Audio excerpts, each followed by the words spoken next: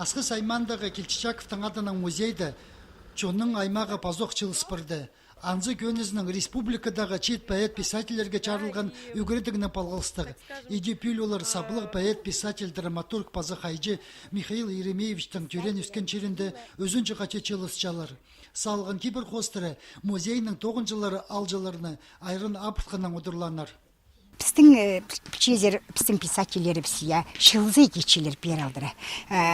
Август айда ба, июльдің халғын жынзары ба, пүлейдек шибіргі пистің, шибіргі тоқысға шетірі әлерлер. Аның адар біз прай көзі писарчивс оларыны ептеп дымандыр баларыға.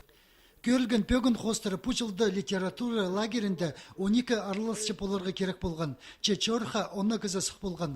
Олардың арызында 2 чаячы, өзінші қатип о лагерді пілістерін алқыча. Пасқалары тізің пер пастағызына келгенер. Аның арчи тұстары пастағы тұсты, күміс чүрік сенер.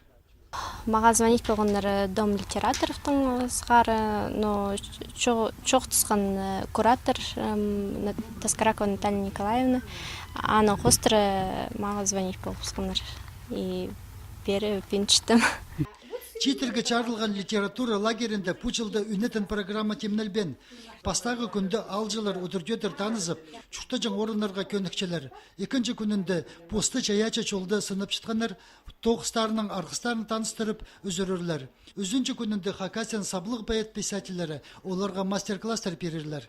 Экскурсия Леонид Васильевич Горбатов апарша Келчичаковтың танығылық шерлері бұл иргатыт алтында төрен алы, аның мұнда абалық хол ойынаның тексы Россияда шүсазыры театр тұрғысқан.